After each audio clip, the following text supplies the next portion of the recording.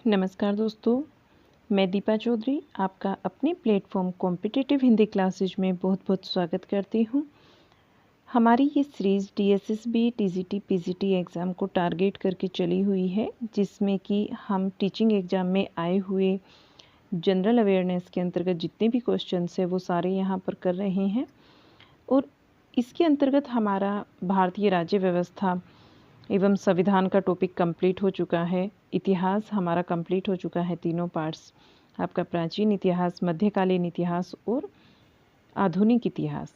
ये जो सीरीज़ है हमारी, ये भूगोल की लेके चली हुई है, विश्व भूगोल और आपका भारत का भूगोल।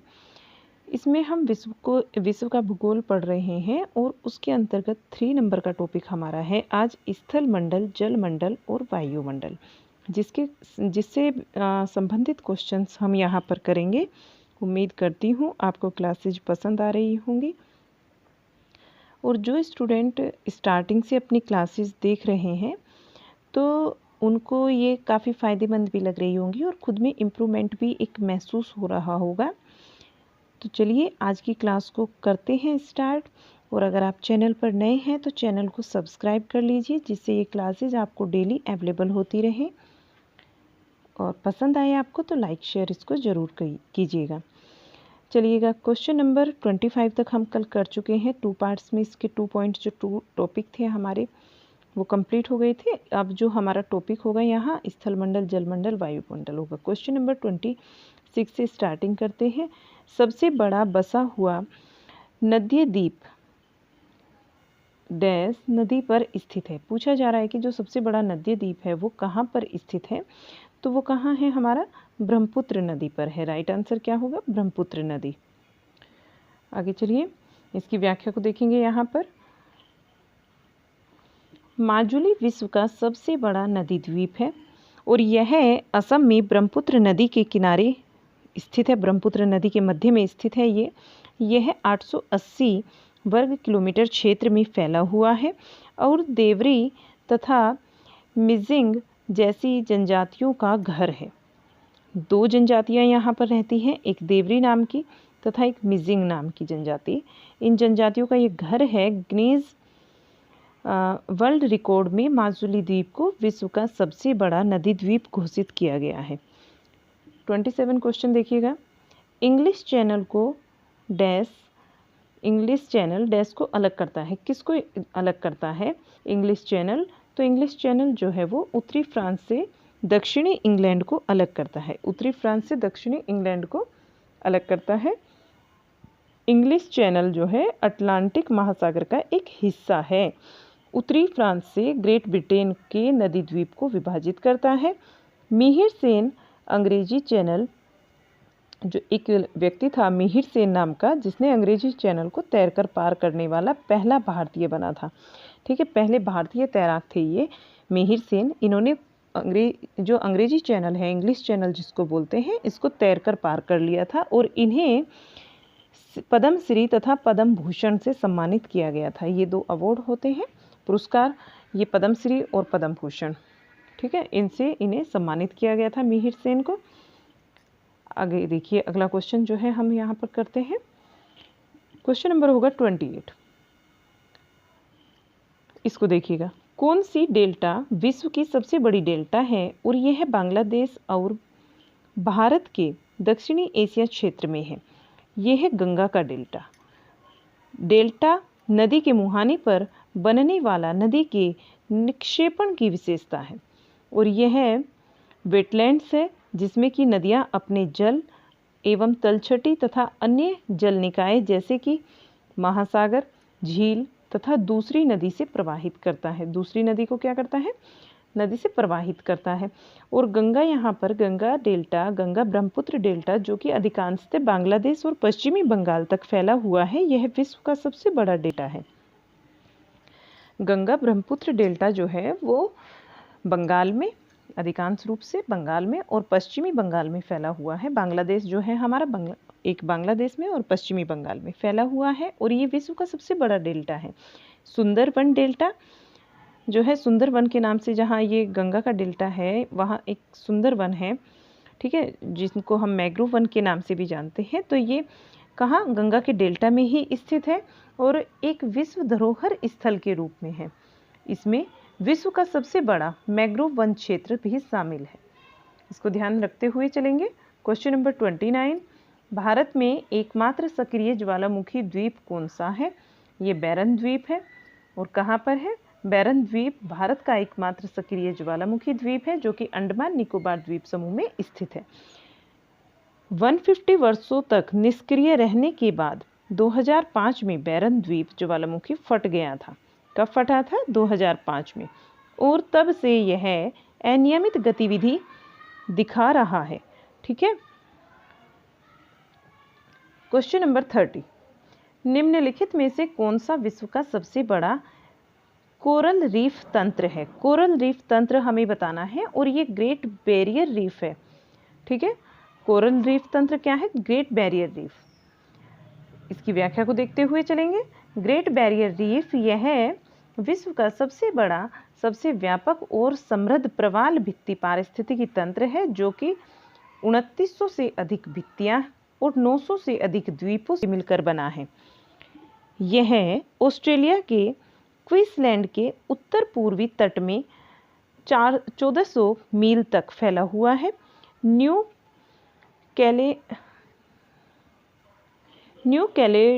कैलेडोनिया रीफ जो है वो फ्रांस में है और फ्लोरिडा रीफ अमेरिका महाद्वीप में है। रेड सी कोरल रीफ जो है वो हिंद महासागर में है। आगे चलेंगे। क्वेश्चन नंबर 31,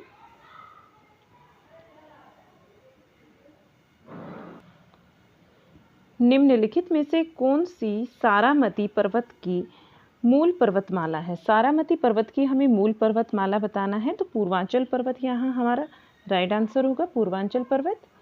आगे चलते हुए, सारामती, इसको हम सरामती के नाम से भी जानते हैं, ये भारत के नागालैंड राज्य का सबसे ऊंचा पर्वत है और यह है भारत की म्यांमार के साथ में अंतर्राष्ट्रीय सीमा पर अवस्थित है। भारत और म्यांमार की जो अंतर्राष्ट्रीय सीमा है वहीं पर ये सारामती स्थित है। इसके क्या मूल पर्वतमाला पूर्वांचल पर्वतमाला है और यहीं पर थानामीर गांव स्थित है। एक गांव है यहाँ पर जिसका नाम है थानामीर जो कि नागालैंड में सेब के लिए प्रसिद्ध है। ये गांव सेब के लिए प्रसिद्ध है। हिंदू कुश अफगानिस्तान और पाकिस्तान, काराकोरम भारत, चीन, पाकिस्तान और हिमालय जो है भारत, भूटान, चीन, नेपाल और पाकिस्तान, यहाँ स्थित है। ये जगह जो है हिमालय हमारा भारत में चीन, भूटान और नेपाल तथा पाकिस्तान तक स्थित है। आगे चलते हुए क्वेश्चन नंबर 32, हिंद महासागर का सबसे गहरा बिंदु निम्नलिखित में से किस स्थान पर स्थित है? हिंद महासागर का जो सबसे गहरा बिंदु है ये हमें बताना है और ये है हमारा जावा ट्रेंच। जावा ट्रेंच जो है ये सबसे गहरा बिंदु है हिंद महासागर का। और सुंडा गर्त है, सुंडा गर्त जिसे कि जावा गर्त के रूप से जाना जाता है। ये दोनों एक ही जगह है और यह है जावा के पास हिंद महासागर में स्थित है। ठीक है, चलिएगा।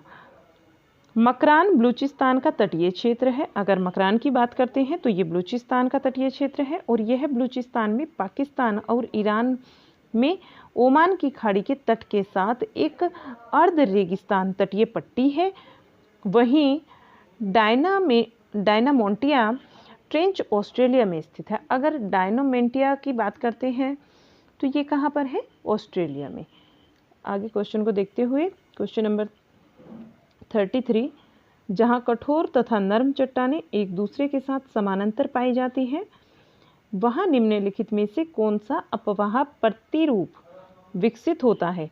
ये प्रतिरूप विकसित होता है जालीनुमा अपवाह प्रतिरूप। जालीनुमा अपवाह प्रतिरूप ये 2022 में ही आया है, थर्ड शिफ्ट में क्वेश्चन। जहाँ पर कठोर तथा नरम चट्टानें एक दूसरे के समानांतर पाई जाती हैं वहीं जालीनुमा अपवाह प्रतिरूप विकसित होता है। और अपवाह या फिर धरातलीय अपवाह जल की वह मात्रा है जो पृथ्वी की सतह पर गुरुत्वाकर्षण के प्रभाव में ढाल का अनुसरण करते हुए जलधाराओं, सरिताओं, नालों तथा नदियों के रूप में प्रवाहित होती है। नेक्स्ट क्वेश्चन 34, निम्नलिखित में से कौन सा कथन सही है? सही बताना है। तो यहाँ लेब्राडोर महासागरीय धाराएं शीत जल धाराएं होती हैं।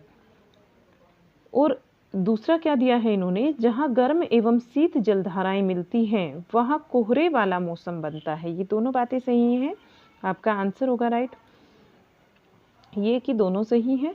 लेब्राडोर उत्तरी अटलांटिक महासागर में बहने वाली एक ठंडी जलधारा है। अगर लेब्राडोर कैसी जलधारा है ये पूछ लिया जाता है आपसे, तो आप बताएंगे ठंडी जलधारा है जो कि उत्तरी अटलांटिक महासागर में बहती है, जो बेफिन की खाड़ी से उत्पन्न होकर न्यूफाउंडलैंड के पास में गल्फ स्ट्रीम है वहीं से ये मिल जाती है, गल्फ स्ट्रीम में मिल जाती है। जहाँ गर्म एवं शीत जलधाराएं मिलती है वहाँ कोहरे वाला मौसम बनता है, इसको ध्यान रखेंगे।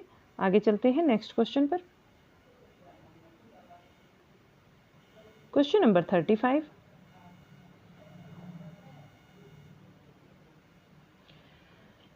निम्नलिखित में से कौन सा समुद्र पठार हिंद महासागर के जलमग्न है? हिंद महासागर के जलमग्न है, तो ये कौन सा है?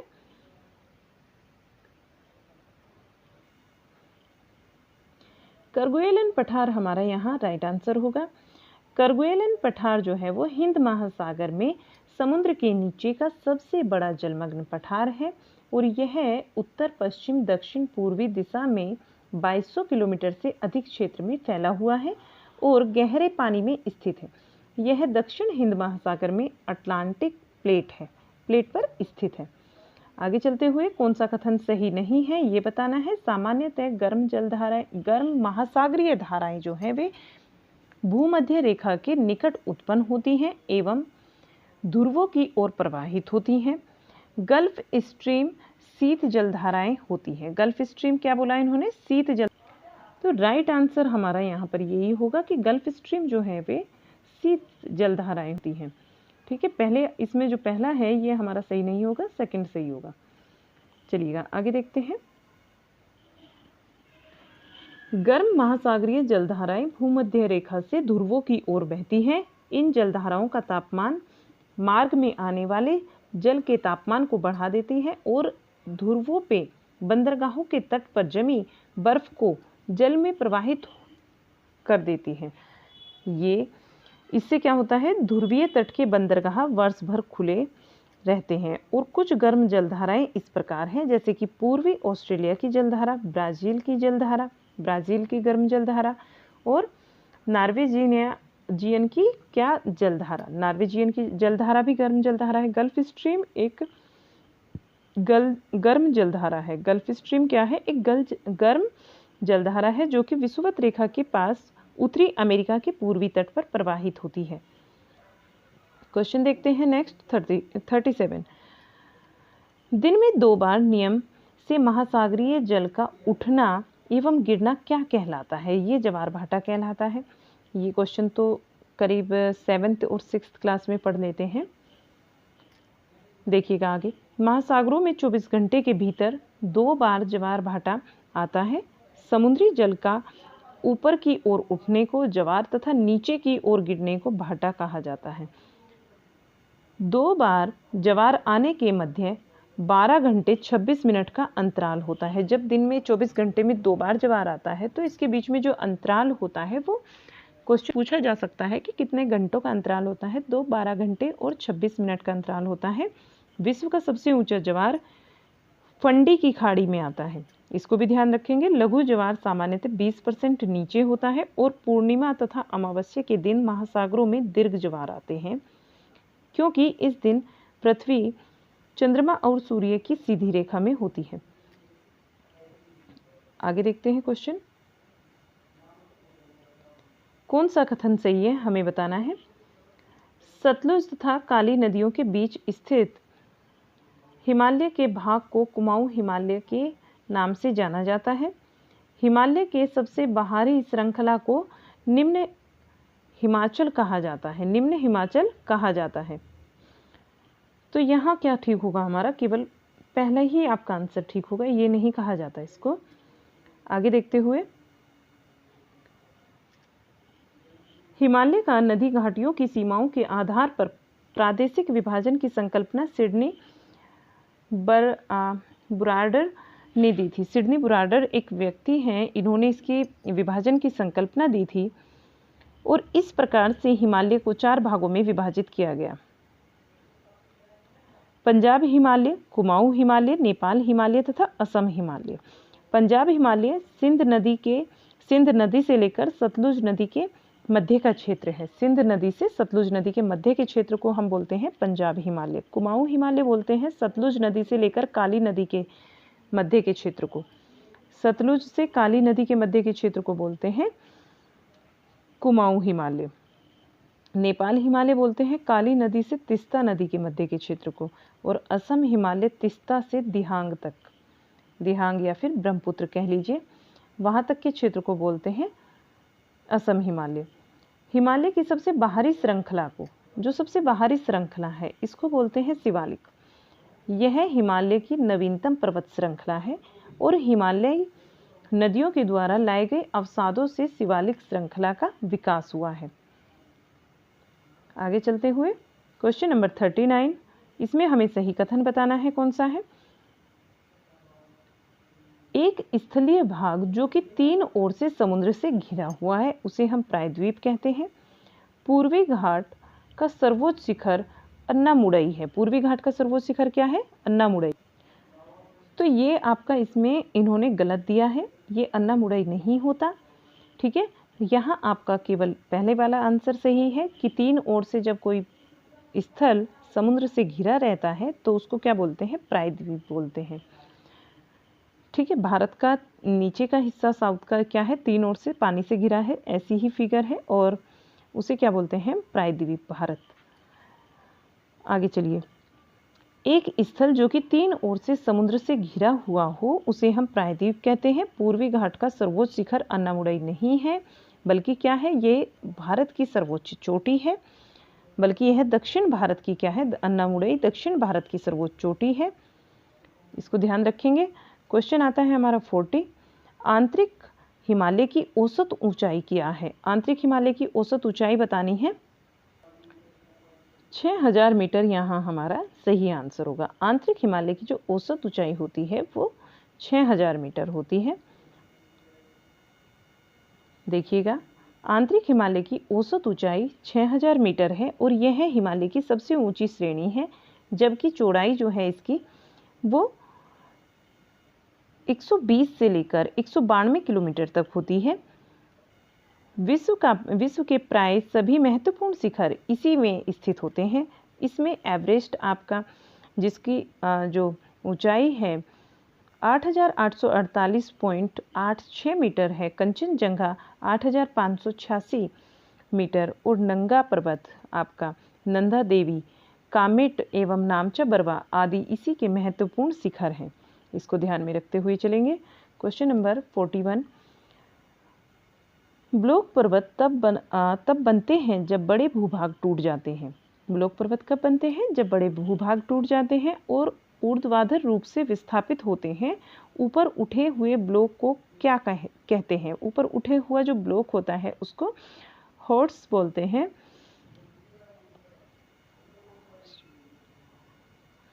इसकी व्याख्या को देखेंगे। ब्लॉक पर्वत के ऊपर उठे हुए भाग को हॉर्स कहा जाता है तथा नीचे धंसे हुए भाग को ग्रेबन कहा जाता है।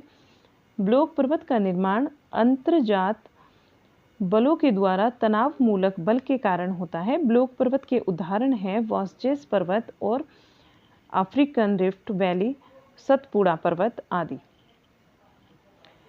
नेक्स्ट क्वेश्चन, पृथ्वी का ठोस भाग जिस पर हम रहते हैं इसे क्या कहते हैं? जो ठोस भाग है पृथ्वी का, इसको जिस पर रहता है इंसान या कोई जीव, उसको बोलते हैं स्थल मंडल। पृथ्वी के ठोस भाग को हम जिस पर रहते हैं इसे स्थल मंडल कहा जाता है। पृथ्वी की ठोस परपटी या कठोर ऊपरी परत, इसको स्थल मंडल कहते हैं। यह चट्टानों तथा खनिजों से बनी होती है और मिट्टी की पतली परत से ढकी हुई होती है। यह पहाड़, मैदान, पठार, घाटी आदि जैसी विभिन्न स्थलाकृतियों वाला विषम धरातल है। पृथ्वी के 71% भाग पर जलमंडल है तथा 29% भाग पर स्थल मंडल है। क्वेश्चन नंबर 43, भारत के निम्नलिखित में से किस भौगोलिक क्षेत्र की ऊंचाई सबसे कम है? तो ये कुट्टानाड एक ऐसा क्षेत्र है, भौगोलिक क्षेत्र है जिसकी ऊंचाई सबसे कम है, कुट्टानाड नाम से जाना जाता है। कुट्टानाड जो है वो केरल राज्य में अल्लापुझा एक जगह का नाम है, अल्लापुझा। तो यहाँ पर पठानमथिट्टा और कोट्टायाम जिलों को कवर करने वाला एक क्षेत्र है। इसी की ऊंचाई सबसे कम है और यह क्षेत्र अपने विशाल धान के खेतों तथा भौगोलिक विशिष्टताओं के लिए जाना जाता है। यह क्षेत्र भारत में सबसे कम ऊंचाई पर स्थित है, इसको ध्यान में रखेंगे। व्याख्या में इसलिए आपको बताती हूँ कि उससे कुछ और एक्स्ट्रा जानकारी आपको मिल जाए, नहीं तो ऑप्शन ही हम करके निकल जाएं तो हमारे क्वेश्चन काफ़ी सारे हो जाएंगे एक दिन में, एक ही क्लास के अंतर्गत। लेकिन वे पढ़नी जरूरी हैं क्योंकि हम अभी एक सीरीज कर रहे हैं और इसके अंतर्गत व्याख्या करने से इनकी हमें अधिक जानकारी मिलेगी। आगे चलते हैं। क्वेश्चन नंबर 44, निम्नलिखित में से कौन सी नदी चीन, भारत और बांग्लादेश से होकर बहती है? तो कौन सी नदी है जो चीन, भारत और बांग्लादेश से होकर बहती है? ये ब्रह्मपुत्र है आपकी। आगे चलते हैं।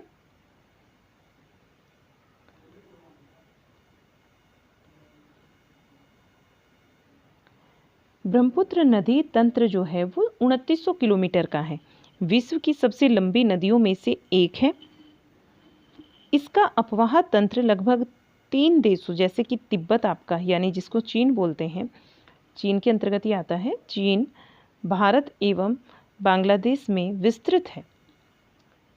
ब्रह्मपुत्र नदी का अपवाह तंत्र चीन, भारत और बांग्लादेश इनमें विस्तृत है, 3 देशों तक फैला हुआ है और यह भारत में 916 किलोमीटर में बहती है।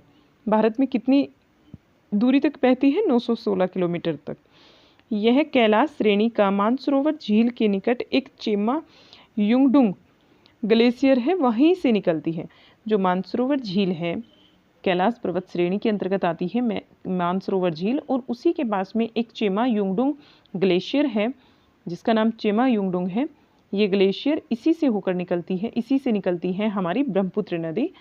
तिब्बत में इसका स्थानीय नाम सांगपो है। तिब्बत में इसको, चीन में किस नाम से जाना जाता है? सांगपो के नाम से जाना जाता है। बांग्लादेश में इसका नाम जमुना है, जमुना के नाम से जानी जाती है। और ब्रह्मपुत्र नदी विश्व का सबसे बड़ा नदी द्वीप माजुली द्वीप स्थित है। ब्रह्मपुत्र नदी के अंतर्गत ही माजुली द्वीप विश्व का जो सबसे बड़ा नदी द्वीप है ये स्थित है। क्वेश्चन देखेंगे नेक्स्ट 45, निम्नलिखित में दिए गए प्रतिशतों में से कौन सा वायुमंडल में पाए जाने वाले नाइट्रोजन गैस के लिए सबसे सही है? नाइट्रोजन गैस के लिए 78%। आयतन के अनुसार वायुमंडल में विभिन्न गैसों का मिश्रण इस प्रकार है, इसको देखेंगे और सारी गैसों के मिश्रण को किसका कितना परसेंट है ध्यान में रखेंगे। Nitrogen 78%, oxygen 21%, carbon dioxide 0.03%, organ जो है 0.93%। नाइट्रोजन गैस की प्रतिशत मात्रा सभी गैसों से अधिक होती है। नाइट्रोजन की जो प्रतिशत की मात्रा है 78% सबसे अधिक होती है। क्वेश्चन नंबर 46, निम्नलिखित प्रक्रमों में से हर्ट्ज जो है और ग्रेबन किसके द्वारा बनाए जाते हैं? हर्ट्ज और ग्रेबन किसके द्वारा बनाए जाते हैं? तो ये एक भ्रसन है, भ्रसन के द्वारा बनाए जाते हैं। भ्रसन कैसे होता है कि भूपटल की भौगोलिक प्लेटों पर अधिक दबाव पड़ने से वे अपने स्थान से विस्थापित हो जाते हैं और एक की शिलाएं दूसरे की शिलाओं की अपेक्षा नीचे ऊपर चली जाती है, इसे कहते हैं भ्रसन। ठीक है, विस्थापित होने से ऊपर उठे हुए खंड को हर्ट्ज तथा नीचे धंसे हुए खंड को ग्रेबन कहते हैं। जब शिलाएं टूटती हैं, कोई शिला है आपकी, ये है, ये चट्टान है और ये टूट गई आपकी, तो टूटकर ये कैसे होगी? कभी कहीं ऐसे होगी, कहीं ऐसे होगी, ऐसे। ठीक है, तो ये जगह जगह से ऊपर नीचे ऐसे भी हो सकती है, कहीं ऐसे हो जाएगी, फिर ऐसे हो जाएगी, फिर ऐसे ऐसे ऐसे हो जाती है। तो ये नीचे धंसा हुआ भाग जो होता है ये ग्रेबन, ऊपर उठा हुआ भाग क्या होता है आपका? हर्ट्ज होता है।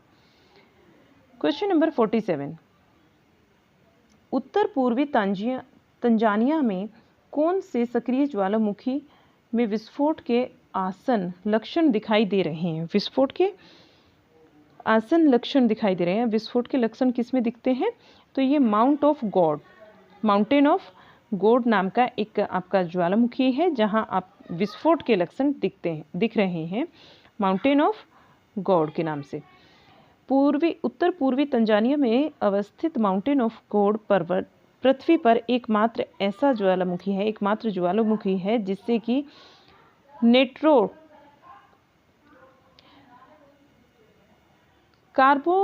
कार्बोनेटाइट एक लावा निकलता है इससे, जिसका नाम क्या है, नेट्रोकार्बोनेट। ठीक है, इस सक्रिय ज्वालामुखी में विस्फोट के आसन लक्षण दिखाई दे रहे हैं और अमेरिकी वैज्ञानिकों ने स्थानीय प्रशासन को चेतावनी देकर आसपास के लोगों को वहां से हटने के लिए कहा। माउंटेन पिनाटुबो ज्वालामुखी में विस्फोट 15 जून 1991 को हुआ। एक माउंटेन है जिसका नाम है पिनाटुबो, ये एक ज्वालामुखी है और इसमें विस्फोट हुआ 15 जून को 1991 में। इसको ध्यान रखेंगे और चलते हैं आगे। दुनिया की छत के नाम से किसे जाना जाता है? पामीर के पठार को जाना जाता है दुनिया की छत के नाम से। विश्व की छत पामीर के पठार को कहा जाता है क्योंकि इसकी औसत ऊंचाई 4500 मीटर से भी अधिक है और यह विश्व का सबसे ऊंचा पठार है। तिब्बत इसी पठार पर स्थित है। तिब्बत जो है इसी पठार पर स्थित है। आगे देखते हैं क्वेश्चन। ऊंचाई में भिन्नता वाले ज्वार कहलाते हैं। ऊंचाई में भिन्नता वाले ज्वार कहलाते हैं, क्या कहलाते हैं? वे मिश्रित ज्वार कहलाते हैं। जिनकी ऊंचाई में भिन्नता होती है वे मिश्रित ज्वार कहलाते हैं। सूर्य तथा चंद्रमा के आकर्षण शक्तियों के कारण सागरीय जल के ऊपर उठने तथा गिरने को ज्वार भाटा कहा जाता है। इससे उत्पन्न तरंगों को ज्वारीय तरंग तथा अर्ध दैनिक ज्वार में असमानता को प्रकट करने की स्थिति को मिश्रित ज्वार भाटा कहते हैं। मिश्रित ज्वार भाटा में दोनों ज्वार और दोनों भाटा में अत्यधिक अंतर पाया जाता है। इसको ध्यान रखेंगे। मिश्रित ज्वार क्या होता है? यहाँ देखिएगा, क्वेश्चन बनता है आपका 50। निम्नलिखित में से कौन सा एक सक्रिय ज्वालामुखी नहीं है? सक्रिय नहीं है तो वो है माउंटेन वेसुवियस। माउंट वेसुवियस एक आपका ज्वालामुखी है जो कि आपका सक्रिय नहीं है। ज्वालामुखी वह विवर या फिर क्षेत्र है जिससे लावा निकलता है, राख, गैस और जलवाष्प का उदर होता है। ऐसे ज्वालामुखी जिनसे लावा, गैस और विखंडित पदार्थ सदैव ही निकलते रहते हैं सक्रिय ज्वालामुखी कहलाते हैं। जिसके अंतर्गत आते हैं स्ट्रोम वैली जो कि सिसिली में है, एटना इटली में है, कोटोपैक्सी आपका इक्वाडोर में है, बैरन द्वीप अंडमान निकोबार में है। ये सक्रिय ज्वालामुखी के उदाहरण हैं। सुसुप्त ज्वालामुखी वर्षों से सक्रिय नहीं होता परंतु कभी भी विस्फोट कर सकता है। वर्षों हो जाते हैं, कई सौ वर्ष चले जाते हैं कि वे सक्रिय नहीं है, लेकिन विस्फोट कभी भी हो सकता है, इसकी कोई गारंटी नहीं है। ठीक है। इंडोनेशिया का क्राकाताओ अंडमान का एक और है, इसको देखिएगा, नारकोडम, तथा इटली में विसुवियस, ये शामिल है, इस श्रेणी के अंतर्गत आते हैं जिनमें जो कि असक्रिय हैं। नेक्स्ट क्वेश्चन नंबर हमारा 51 बनता है। निम्नलिखित में से किस गैस में उच्च भूमंडलीय तापक्रम में वृद्धि क्षमता अधिक होती है? तापमान में वृद्धि क्षमता होती है, ये बताना है कितनी होती है और किस गैस में उच्च होती है, उच्च बताना है भूमंडलीय तापक्रम में। तो यहाँ पर हमारा जो होगा सल्फर हेक्साफ्लोराइड, ये सही होगा, SF6 के नाम से जाना जाता है। ग्लोबल वार्मिंग जो आपका पोटेंशियल है GWP का उपयोग कुल ऊर्जा को मापने के लिए किया जाता है। ग्लोबल वार्मिंग पोटेंशियल कुल ऊर्जा को मापने के लिए इसका उपयोग किया जाता है और उच्च GWP वाली गैस से कम GWP वाली गैसों, GWP का मतलब यही होता है ग्लोबल वार्मिंग पोटेंशियल, की तुलना में प्रति पौंड अधिक ऊर्जा अवशोषित करती है। उच्च वाली करती है, जो उच्च ऊर्जा वाली गैसें हैं वे अधिक करती हैं कम ऊर्जा वाली गैसों की तुलना में, प्रति पौंड अधिक ऊर्जा अवशोषित। तो आगे बताते हैं कि पृथ्वी को गर्म करने में अधिक योगदान देती हैं और सल्फर हेक्साफ्लोराइड SF6 कम प्रचलित ग्रीन हाउस गैस है लेकिन बहुत शक्तिशाली है। क्वेश्चन नंबर 52, निम्नलिखित में से कौन सी जमा राशि अंडों की टोकरी स्थलाकृति के निर्माण करती है? अंडों की टोकरी स्थलाकृति का निर्माण करती है, कौन सी ऐसी जमा राशि है, ये बताना है। तो सही आंसर क्या होगा यहाँ हमारा? ड्रेमनिल। सही होगा हमारा ड्रेमलिन। ठीक है, इसको ध्यान रखेंगे। चलते हैं आगे। जब हिमानियों के तल पर हिमोड़ का छोटे छोटे समय पर गुंबदाकार टीलों के रूप में जमाव होता है, थोड़े थोड़े समय में क्या होता है, गुंबदाकार टीले होते हैं और थोड़े थोड़ा करके उनमें गुंबदाकार टीलों के रूप में इनका जमाव हो जाता है हिमोड़ का हिमानियों के तल पर, तो वहाँ उससे बनी स्थलाकृतियों को ड्रमनिल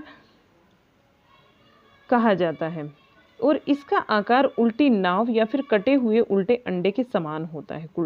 या तो फिर उल्टी नाव के जैसा होता है या फिर उल्टे कटे अंडे के जैसा होता है। तो इसको ध्यान में रखते हुए चलेंगे भाई।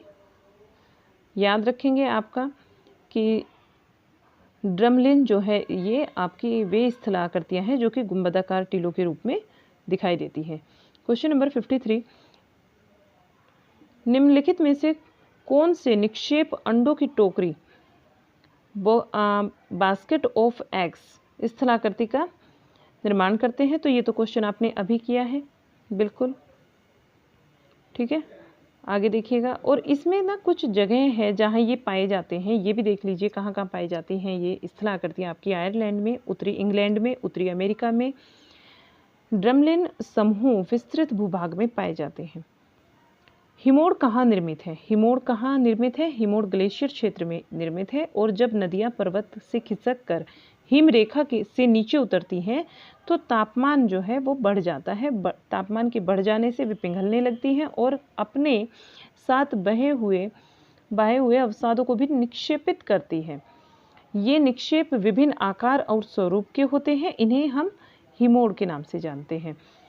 निम्नलिखित झीलों में से कौन विश्व की सबसे पुरानी और साफ पानी की गहरी झील है? साफ पानी की झील बतानी है और गहरी बतानी है। बैकाल झील यहाँ पर होगा आंसर हमारा। बैकाल झील दुनिया की सबसे प्राचीन और गहरी झील है। यह झील 3 करोड़ वर्षों से बनी हुई है। इसकी औसत गहराई अगर नापते हैं तो 744.4 मीटर इसकी गहराई है। सुपीरियर झील दुनिया की सबसे बड़ी मीठे पानी की झील है। बैकाल झील साइबेरिया क्षेत्र के दक्षिणी भाग में स्थित है। कहाँ पर है बैकाल झील? साइबेरिया के दक्षिणी भाग में स्थित है। यह झील यूनेस्को की विश्व विरासत सूची में शामिल है। नेक्स्ट देखते हैं क्वेश्चन 56, दो समुद्रों को जोड़ने वाले जल के एक संकीर्ण खंड को क्या कहा जाता है? जब दो समुद्रों को जोड़ा जाता है तो एक संकीर्ण से खंड को उसके क्या कहते हैं? उसको बोलते हैं स्ट्रेट। दो विभिन्न जलराशियों को जोड़ने तथा दो स्थल खंडों को अलग करने वाले संकीर्ण क्षेत्र को जलसंधि या स्ट्रेट के नाम से जानते हैं। इनका व्यापारिक और सामरिक महत्व होता है। इस संदर्भ में जिब्राल्टर तथा मलका जलसंधियों का उदाहरण दिया जा सकता है। समुद्र के स्थलीय भाग में प्रवेश करने पर जो जलीय क्षेत्र निर्मित होता है उसे खाड़ी कहते हैं, जैसे कि खंबात की खाड़ी। प्रायद्वीपीय भूमि के 2 भाग होते हैं जिनके 3 तरफ जल तथा एक और स्थल होता है। ये मैं बताया अभी आपको। हमारा भारत जो है इसी का एग्जाम्पल है। यहाँ से साउथ अगर देखते हैं आप, धरातल का वह विशिष्ट स्थल रूप जो अपने आसपास की भूमि से पर्याप्त रूप से ऊपर ऊंचा उठा हुआ है, पर्याप्त ऊंचा है, तो उसका जो ऊपरी भाग है वो चौड़ा और सपाट होता है, तो ये पठार कहलाता है, प्रायद्वीप पठार। ठीक है, ऐसे क्वेश्चन बनता है 57, वातावरण की निम्नतर परत कौन सी है? निम्नतर, तो सबसे निचली परत बताना है, ये होगी हमारी सौरमंडल। वायुमंडल को मुख्यतः 5 परतों में बांटा जा सकता है। जिसकी सबसे निचली परत को हम शोभ मंडल कहते हैं। देखिए ये इस तरीके से 5 परतों में डिवाइड होती है। आपको दिखाऊं, ऐसे देखिएगा। तो यहाँ सबसे नीचे जो है वो शोभ मंडल होता है और शोभ मंडल जो है वो सतह से 18 किलोमीटर तक होती है। समताप मंडल आपकी 18 से 50 किलोमीटर तक होती है। उसके बाद आता है तीसरे नंबर पर मध्य मंडल। मध्य मंडल की 50 से 80 किलोमीटर तक ऊंचाई होती है। फिर आता है आयन मंडल, 80 से लेकर 400 किलोमीटर तक इसकी ऊंचाइयाँ होती है।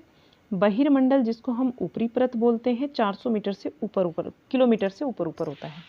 ठीक है, यानी कि सतह से 18 किलोमीटर होगी आपकी शोभ मंडल की। 18 से 50 किलोमीटर तक हो जाती है समताप मंडल। 50 से 80 किलोमीटर तक की ऊंचाई हो जाती है मध्य मंडल की। 80 से 400 किलोमीटर तक की ऊंचाई आयन मंडल। और 400 किलोमीटर से ऊपर जितनी भी ऊंचाई होगी वो आपकी ऊपरी परत यानी कि आपके बहिर्मंडल में होगी।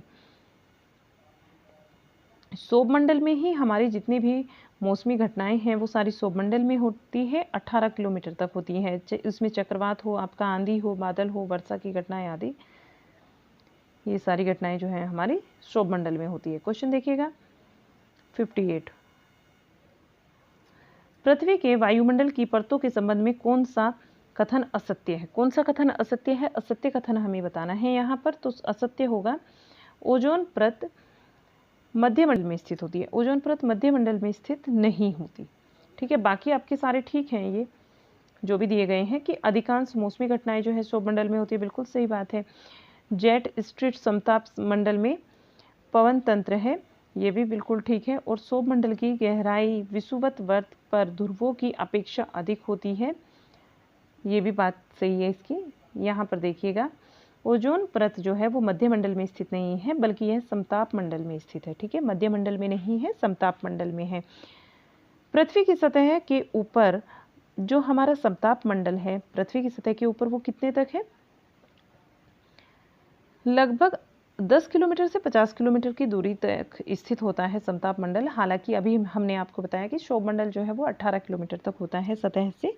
उसके ऊपर 40 किलोमीटर तक आपका समताप मंडल होता है। फिर ये लगभग हो जाता है कि इतना 50 तक में मान लेते हैं। ओजोन परत की खोज जो है ये 1913 में फ्रांस के भौतिकविदों ने की थी, जिसमें नाम आता है फैब्री चार्ल्स तथा हेनरी बुशोन, इन दोनों ने मिलकर की थी। क्वेश्चन आता है हमारा 59। क्वेश्चन नंबर 59, पृथ्वी के वायुमंडल में स्थित ओजोन स्तर निम्न में से किसको नियंत्रित करता है? पृथ्वी के वायुमंडल में स्थित ओजोन स्तर निम्न में से किसको नियंत्रित करता है? तो ये बताना है हमें।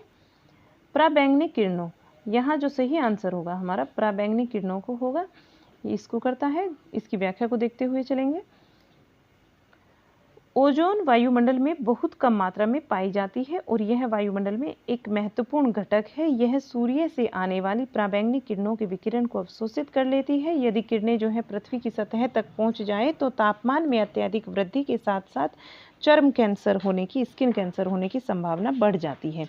यह गैस 15 से 35 किलोमीटर की ऊंचाई पर समताप मंडल के निचले भाग में सघनता से पाई जाती है। ओजोन स्तर को मापने के लिए डॉब्सन इकाई का प्रयोग किया जाता है। ओजोन स्तर को मापने के लिए किस इकाई का प्रयोग करते हैं? हम डॉब्सन का इकाई का प्रयोग करते हैं। इसको ध्यान में रखेंगे, ये कभी कभी मैचिंग में पूछ ली जाती है चीज़ें।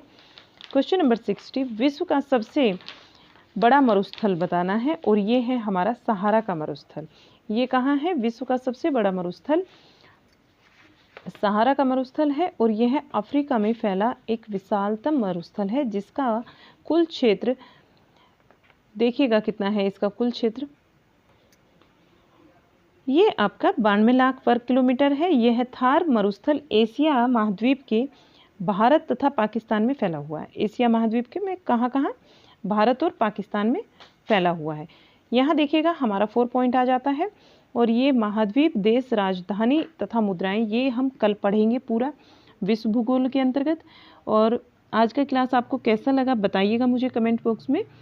पसंद आया हो लाइक शेयर कीजिएगा। चैनल पर नए हैं तो सब्सक्राइब कर लीजिएगा। मिलते हैं आपसे एक और नई क्लास में, तब तक के लिए बाय बाय।